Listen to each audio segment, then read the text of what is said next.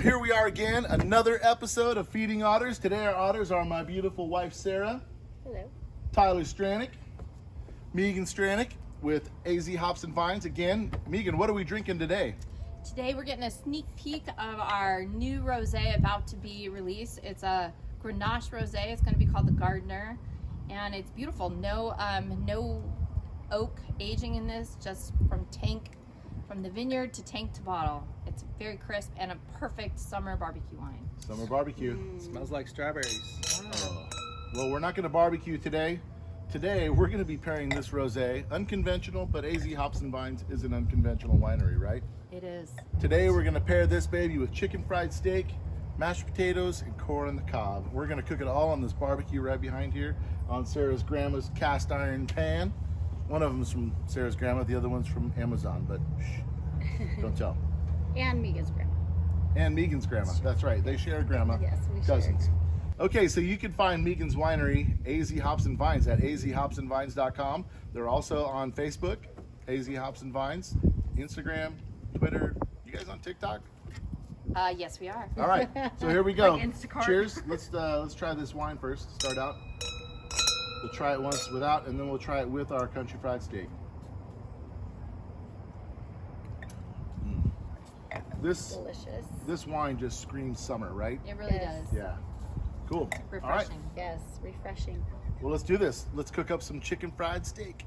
All right, so step one, when you're making your chicken fried steak, you got to make gravy, right? That pan is hot. So let's pull it off. Otherwise, we're making a brown butter sauce, which might be amazing. Remember, you're going to start with your roux, which is equal parts butter and flour. I got about a quarter cup of flour here. And we're going to take this whisk and we're going to mix it all together. We're going to cook it so we get that flour taste out of here.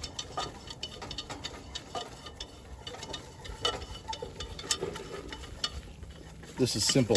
You're not going to believe how easy this is. All right, so we're just blending in our flour and our butter in a very simple roux. You keep cooking this, it's going to turn into a nice peanut butter color. Then it's going to turn really dark, and that's how you're making like your etouffee and stuff like that, some of your Creole dishes. But this is perfect for us today. All right, you can smell the butter, so we're going to mix in our milk here. I got about 2 cups of milk. And all this is a bechamel, right? It's one of the simple master sauces. And we're gonna mix this in really well. You don't want lumps, right?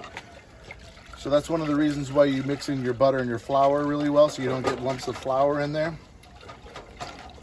So stir it around really good. Remember mom's rule, right? Salt it.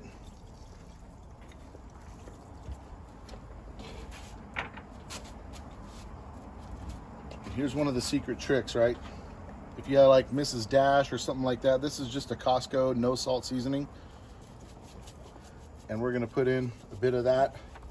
Otherwise it's just a bland sauce, right? So we'll put in that no salt seasoning.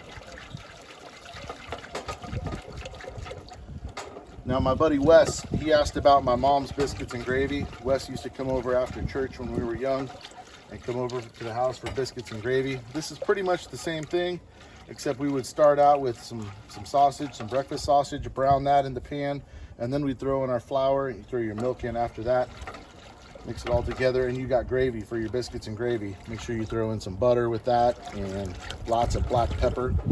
That's it. So this is just gonna sit here and simmer away on the side burner on our grill, and as soon as that starts boiling, that's when it's gonna start thickening. So once it boils, it'll reach its peak thickening power. Now we gotta wait. Waiting is the hardest part. I learned that from Tom Petty. All right, so our gravy is done. It's nice and thick. Look at that. This is gonna be good. Imagine that poured over your chicken fried steak, in your mashed potatoes, or maybe even taking a bath in it. I do that. Okay, so here we go. Our gravy's done. Now we're gonna make our chicken fried steak. All this is a cube steak, and so it comes tenderized at the store, but even though it's already tenderized, what I do is I take it and I I use like the meat tenderizer, and I beat the tar out of it. And so what looks like one cube steak, I turn into two, and then I just cut it into half.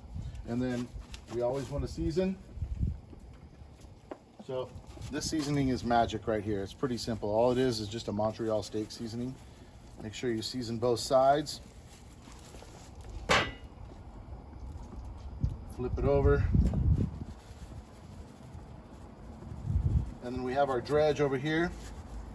We have a mixture of flour, some more Montreal steak seasoning, and baking powder. That baking powder is what makes it crispy and light and fluffy, so you don't have a real heavy batter on the outside. And an egg wash. It's a couple eggs and some water and salt and pepper. So, all right. First thing, here's the rule. You take your... That was Molly barking. Sorry about that. First thing, here's the rule. First thing, here's the rule. All right, so you take your meat, you put it in the flour first, and then you go into your egg wash, and then you go back into the flour. That double coating is mandatory. If you want to double it up even from there, you can, but I think this is just going to be just fine. Nice and hot. All right, and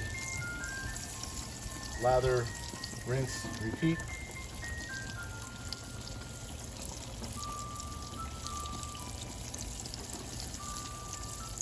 And again, it's going to cook really quickly, right? All we want to do is brown that outside.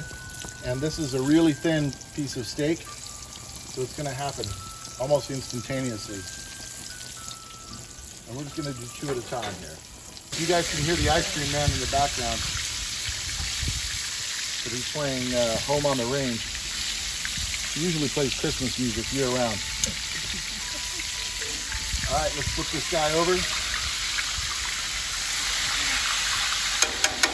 All right, friends, here we are. Everything is done. I got a couple more chicken fried steaks in the fryer here, but those are for Abby, our camera person.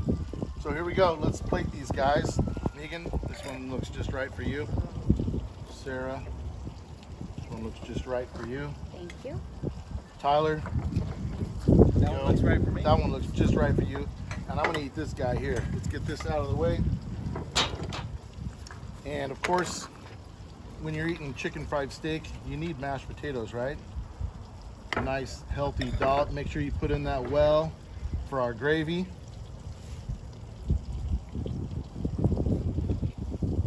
Sarah, Thank you. mashers. Yes.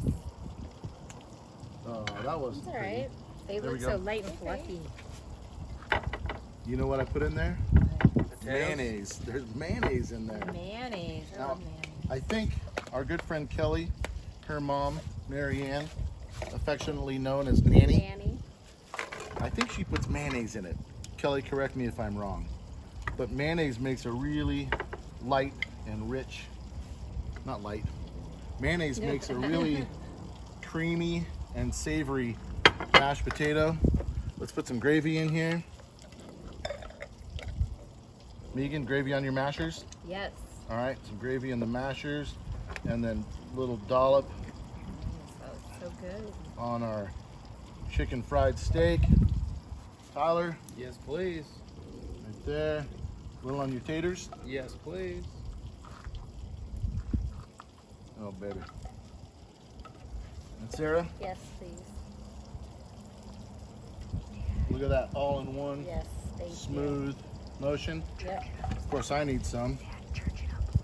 You gotta church it up a little bit with our. You gotta church it up here with our gravy, right? No one wants, you know, country fried steak or chicken fried steak, whatever you want to call it, and mashed potatoes and corn is just all right until you put the gravy on it. The gravy is really what makes it, right? Yeah. All right, here we go. Let's take a bite and then let's taste it with our brand new release from Arizona Hops and Vines, the Gardener, right? Yes. All right, let's take a bite, see how it is. Outdoor eating in Sonoyta, Arizona. That is so good. So crunchy. Crunchy batter. The key to the crunchy batter is the baking powder, right? Mix it in with your flour. That is delicious. So good. So good. You don't even have to chew it. It's so, that's the nice thing about chicken fried steak, man. You don't have to chew it. And so you ought to be able to cut it with a fork, right? This might be one of those parts we edit out. No, it worked. See, look. It worked. You ought to be able to cut it with a fork. And here's for the perfect bite, right? A little bit of mashers. That's a big bite. A little bit of chicken fried steak. Just right. That's the perfect bite. And then wash it down with the Gardener. Rosé all day. Cheers. Cheers. Hey, thanks for watching Feeding Otters. Thanks, Otters, for being in our Thank video. you. Peace.